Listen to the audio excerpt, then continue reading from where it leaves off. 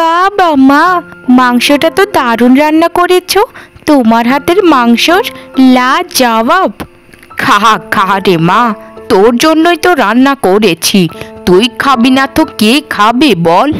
তুই হচ্ছিস আমার একমাত্র আদরের মেয়ে, তোর জন্যই তো আমার সব রান্না করা। যতদিন পর্যন্ত তোমার ওই বড় ছেলে বিয়ে না করেছে ততদিন পর্যন্তই আমার একটু সুখ, তারপরে তো আমার আর কপালে সুখ নেই। কারণ তখন দাদার বউ চলে আসবে, তখন কি আর এভাবে সুখ করে খাওয়া যাবে বলো? এমন ভাবে কথা বলছিস যে মনে হচ্ছে তোর বড় ভাই নিজে নিজেই বিয়ে করে নেবে। কত কষ্ট করে আমার ছেলেটাকে পড়াশোনা করিয়েছি, এখন সে শহরে চাকরি করে। কিছুদিন পর বাড়িতে এলে আমার পছন্দের মেয়ের সাথেই তাকে বিয়ে দেব। মা, আমার বড় দাদা যে সুদর্শন, দেখো আমার বড় দাদার জন্য অনেক ধনী ধনী পরিবারের মেয়ে প্রস্তাব নিয়ে আসবে বিয়ের। শোনো মা, মোটা অঙ্কের যৌতুক ছাড়া কিন্তু কারো কথাই তুমি রাজি হও না। তুমি যে তোমার ছেলেকে লালন পালন করে এত বড় করেছো, সেগুলির একটা খরচা আছে না? মা মা, এদিকে এসে দেখে যাও। কোথায় রে আমার আদরের বোন কামিনী? এদিকে দেখে যা এসে। আরে কামিনী, এটা আমার ছেলে রাজুর গলা না? চল তো গিয়ে দেখি। হঠাৎ রাজু শহর থেকে চলে এলো যে, চল চল তাড়াতাড়ি গিয়ে দেখি।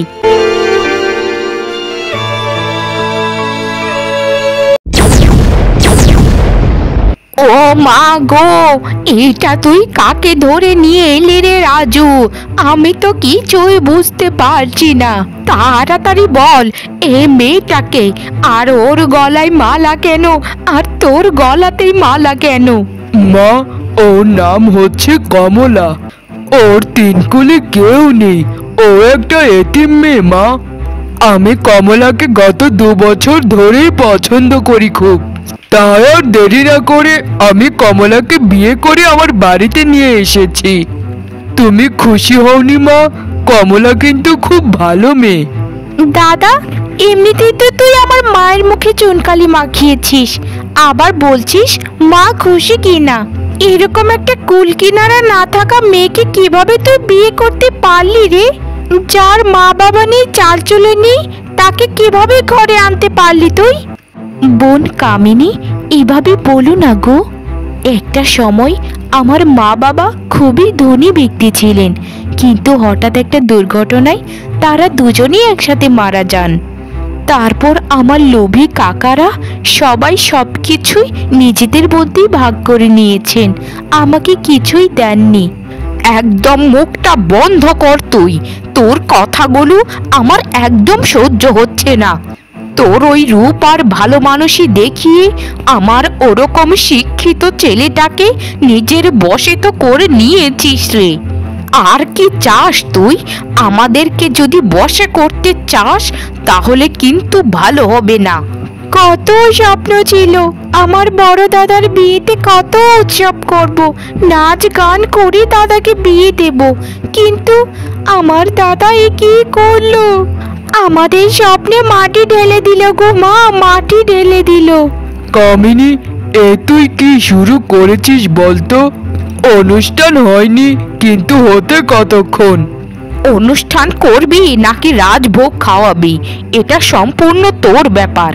আমি ওই মেয়েকে আমার পছন্দে তোকে বিয়ে করাইনি, তাই এসব বিষয়ে আমরা কিছু বলতে পারবো না। মা, দয়া করে আপনি একটু শান্ত হন।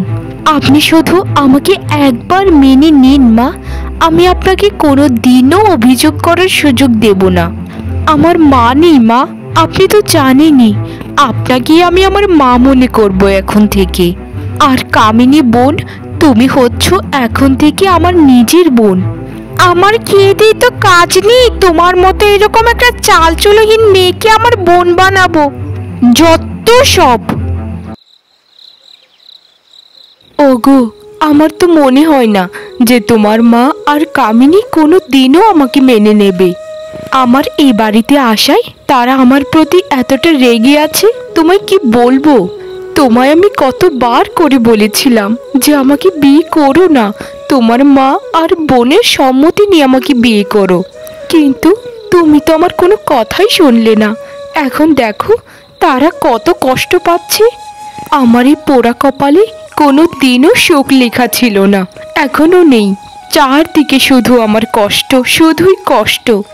গিন্নি, তুমি এত হতাশ হচ্ছ কেন বলো তো? তুমি মা আর কামিনীকে যতটা খারাপ ভাবছো তারা ততটাও খারাপ নয়। তোমাকে অনুরোধ করে একটা কথা বলি, তুমি তাদের মন জয় করার সর্বোচ্চ চেষ্টা করো। ওই যে একটা কথাই আছে না, ভালোবাসায় মেলাই বস্তু। একটু চেষ্টা করে দেখোই না গিন্নি, তারপর দেখো কি হয়। আচ্ছা গো, তোমার কথাই আমি মেনে নিলাম। আমার মন বলছে একদিন না একদিন মা আর কামিনী আমাকে মেনে নেবেই, কিন্তু জানি না ওই দিনটা কোন দিন হবে। তবে মানুষ তো আশাতেই বাঁচে, আমিও সেই আশাতেই বেঁচে থাকবো। আমার খুব ভয় করে জানো তো, কিছুদিন পর যখন তুমি শহরে চলে যাবে আমাকে ছেড়ে, তখন আমি কি করে থাকবো তোমায় ছাড়া। আচ্ছা যাই হোক, এখন তুমি ঘুমিয়ে পড়ো, আমারও খুব ঘুম পেয়েছি, ঘুমিয়ে পড়বো। ভরসা রাখো গিন্নি, কিছুই হবে না, বুঝেছো? কিছুই হবে না, তোমার কিছু হতে আমি দেবই না। এখন ঘুমিয়ে পড়ো গিন্নি, আমারও শরীরটা খুব ক্লান্ত লাগছে, ঘুমিয়ে পড়বো। ও মা গো, এই মেয়ের সাহস দেখো তোমরা কেউ এসে। বিয়ে হয়েছে একদিনও হলো না, আর দেখো সংসারটাকে নিজের কবজায় করে রাখতে চাইছে। ভিখারির ঘর থেকে উঠে এসে এই সংসারটাকে কবজা করার স্বপ্ন তোমার কোনো দিনও পূরণ হবে না। দাঁড়াও, আমি মাকে ডাক দিচ্ছি, তারপর মা এসে তোমাকে এমন শিক্ষা দেবে যে জীবনেও রান্নাঘরে আসতে চাইবে না। আচ্ছা কামিনী বোন, আমি কি এই সংসারে কেউ নই? তোমার দাদার বউ মানে তো তোমার বৌদি। দয়া করে মাকে ডেকো না বোন, মা খুব রাগ করবে। আমি তো তোমাদের জন্য রান্না করছি বোন। মা, ও মা, এদিকে এসে দেখো, তোমার সংসারটাকে এই কালনাগিনী তো নিজের কবজা করতে চাইছে। তাড়াতাড়ি এসে দেখো মা, কি অবস্থা করেছে সে। ও মা গো, এ মেয়ের তো কত বড় সাহস গো। এই বাড়িতে এসেছে একদিনও হলো না, এখনই আমার রান্নাঘরে ঢুকে পড়েছে। এত দেখা যায় বিষধর কালনাগিনী গো। এখনই এই মুহূর্তে আমার রান্নাঘর থেকে বাইরে বের হো বলছি। তোর হাতের রান্না আমরা কেউই খাবো না, চাল চলোহীন অনাথ মেয়ে। মা, এই বাড়িতে বিয়ে হয়ে আসার পর থেকেই আপনাকে আমি নিজের মা বলে মনে করি। আমার ঘরে একটা মা আছে, একটা বোন আছে, আমি অনাথ কোথায়? দয়া করে এই সংসারের কাজকর্মগুলো অন্তত আমাকে করতে দিন মা। আপনার কোনো মূল্যবান জিনিসই আমি কোনো দিনও হাত দেব না। একটু মাত্র আপনার পায়ের নিচে আমাকে ঠাঁই দিন মা, আমি সব থেকে ভালো বৌমা হয়ে আপনাকে দেখাবো।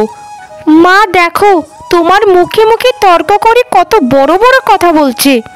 এই শোন, আমাকে একদম তোর বোন বলবি না। আমরা তোর মতো এরকম চালচলহীন মেয়েকে কোনো দিনও মেনে নেব না।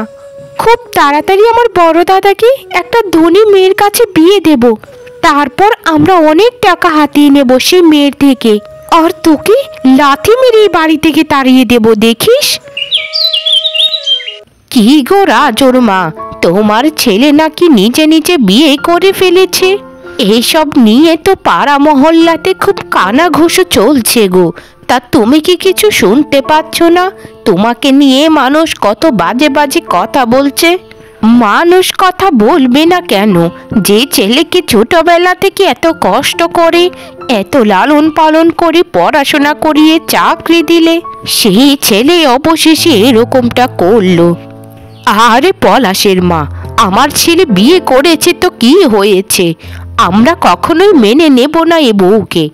কত স্বপ্ন ছিল আমার ছেলেটাকে একটা ধনী মেয়ের কাছে বিয়ে দেব, মোটা অঙ্কের যৌতুক নেব, কিন্তু এসব আর হলো কোথায়?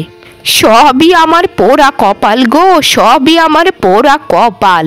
জানি না গো পলাশের মা, জানি না কি যে হবে। তোমার ছেলেকে নাকি বিয়ে করিয়েছ, মেয়ে নাকি খুব ধনী পরিবারের, এটা কি সত্যি? এই যে আমার হাতে গলায় কানে নাকে দেখতে পাচ্ছ সোনার গহনাগুলো, এগুলো সব আমার বৌমার বাড়ি থেকে দেওয়া। আমি কত ভাগ্যবতী গো, কত ভাগ্যবতী। মোটা অঙ্কের যৌতুকও পেলাম আর একটা ভালো সুন্দরী বৌমাও পেলাম, কিন্তু তোমার ভাগ্য কত খারাপ। বাহ বাহ বাহ বাহ, তোমার ভাগ্য তো খুবই ভালো। তা তোমার বৌমাকে তো একটু দেখালে না আমাকে? তোমার বৌমাকে একটু ডাক দাও, সামনাসামনি থেকে দেখে যাই। বৌমা, ও বৌমা, এদিকে এসো গো মা। তোমার পাড়া প্রতিবেশী এক কাকিমা এসেছে, তোমায় দেখতে চায়। বৌমা, ও বৌমা, কাজ করছো নাকি? একটু যদি সময় থাকে এদিকে এসে দেখে যাও। হ্যাঁ মা, বলুন, কি জন্য ডাকছিলেন আমাকে? আসলে ঘরে একটু কাজ করছিলাম, রূপচর্চার কাজ আর কি। তা ইনি কে মা? তাকে তো কখনো দেখিনি। আমি যদি কোনো ভুল না করে থাকি, এ কি রাজুর মা, যার ব্যাপারে আপনি আমাকে বলেছিলেন? হ্যাঁ গো বৌমা, আমি রাজুর মাই বটে। বাহ বাহ বাবা গো পলাশের মা, তোমার বৌমা তো দারুণ। কথাবার্তাতেই বোঝা যাচ্ছে মেয়েটা শিক্ষিত। তা বৌমা, তোমার গলায় যে হারটা ঝুলছে, এটা কি সোনার নাকি অন্য কিছুর? আমার গলায় ঝুলবে অন্য কিছুর মালা? আপনারা কি করে ভাবেন এগুলো? এটা খাঁটি সোনার গলার হার, এটা আমার বাবা আমাকে দিয়েছে। শুধু এগুলোই নয়, আমার ঘরে আরো অনেক গয়না আছে, সবগুলো দেখালে তো মাথা ঘুরে যাবে আপনার। শোনো রাজুর মা, তোমাকে আমি একটা বুদ্ধি দেই। তোমার ওই চাল চুলোহীন বউকে কোনো রকম ভাবে বাড়ি থেকে তাড়াও। আমার হাতে একটা মেয়ে আছে, মেয়েটা ভারী মিষ্টি দেখতে আর ধন সম্পত্তিও কম না। একবার যদি তোমার রাজুর সাথে বিয়ে করিয়ে দিতে পারি, তাহলে দেখবে তোমার শুধু গয়না আর গয়না, টাকা আর টাকা। পলাশের মা তো একদম ঠিক কথাই বলেছে, আমাকে এটাই করতে হবে। আমার ওরকম চাঁদের মতো ছেলেটাকে মানুষ লোভে টাকা দেবে এবং গয়নাও দেবে। এখন থেকে আমার ছেলেটাকে আর বকাঝকা করব না। একটু অন্যরকম ভাবে বলে দেখি বউকে ছেড়ে দেয় কিনা। বাবা রাজু, আমার মতো জনম দুঃখিনী মা এই পৃথিবীতে আর একটিও নেই রে। তোকে আমি কত কষ্ট করে কোলে পিঠে করে বড় করিয়ে পড়াশোনা করিয়েছি, অবশেষে তুই আমার অনুমতি ছাড়াই বিয়ে করলি। আসলেই রে বাবা, আমার মতো কপাল পোড়া মানুষ এই পৃথিবীতে আর একটিও নেই। যদি আমাকে বাঁচাতে চাস, তাহলে তোর বউকে ছেড়ে দে। আমি তোকে আমার পছন্দ মতো মেয়েকে বিয়ে করাবো। তোর বউ হচ্ছে আমাদের ঝামেলা, আমাদের ঘরের শত্রু। এই শত্রুকে বাড়ি থেকে তাড়িয়ে দে, তাহলেই আমরা শান্তি পাবো। না হলে আমি আর তোর বোন মিলে মরে যাবো রে। আমি বুঝতে পেরেছি মা, আমার গিন্নিকে তোমাদের একদম সহ্য হচ্ছে না। তাই আমি সিদ্ধান্ত নিয়েছি, তোমাদের শত্রুকে এ বাড়ি ছেড়ে চিরদিনের মতো বিদায় করে দেব। সে কোনো দিনও এ বাড়িতে ফিরবে না মা, তোমরা সুখে শান্তিতে থাকতে পারবে। তোমরা দুজন সবসময় সুখে থাকো, সবসময় আমি এটা চাই। বাহ বাবা বাবা, দাদা তুমি তো কামাল করে দিয়েছো গো। ওই মেয়েকে বাড়ি থেকে তাড়িয়ে দিলে আমাদের খুব ভালো হবে। বউয়ের থেকে কি মা বড় নয়? তুমিই বলো, মাই তো সব। বউ গেলে বউ পাবে, মা গেলে তো আর মাকে পাবে না, বলো দাদা। যাও যাও দাদা, এখন গিয়ে খাবার খেতে বসো। আমি তোমাকে গরমা গরম খাবার বেড়ে খাওয়াচ্ছি। এরপর কিছুদিনের মধ্যেই তোমাকে ধুমধাম করে বিয়ে দেব। যার কাছে তোমায় বিয়ে দেব, তাকে মন থেকেই আমি বৌদি বলে মেনে নেব। মা, ও মা, দাদাকে আর ওই মেয়েটাকে তো কোথাও খুঁজে পাওয়া যাচ্ছে না। কোথায় গেল ওরা? কিছুই বুঝতে পারছি না মা। মা, ও মা গো, এসে দেখে যাও গো, এখানে কি লেখা আছে। তাড়াতাড়ি এসে দেখো গো, সর্বনাশ হয়ে গেছে মা, সর্বনাশ হয়ে গেছে। কি হয়েছে রে কামিনী, এভাবে চেঁচামেচি করছিস কেন? ও মা, এখানে কি লেখা গো? একটু পড়ে দেখি তো, এখানে কি লেখা আছে। মা, তোমাকে কাল কথা দিয়েছিলাম যে আমার বউকে এবারে ছাড়া করব, তোমাদের ঝামেলার শত্রুকে বিদায় করব। আমি আমার কথা রেখেছি। আমি আমার গিন্নিকে নিয়ে শহরে চলে যাচ্ছি। তোমরা এখন শান্তিতে থাকো।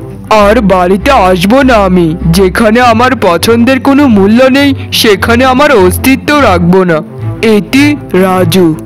এ আমি কি করলাম গো, আমি কি করলাম? নিজের ছেলেকেও হারালাম, সব কিছুই হারালাম। আমার যন্ত্রণায় আমার ছেলে তার বউকে নিয়ে সারা জীবনের মতো চলে গেছে গো। আমার সব শেষ হয়ে গেল গো, সব শেষ।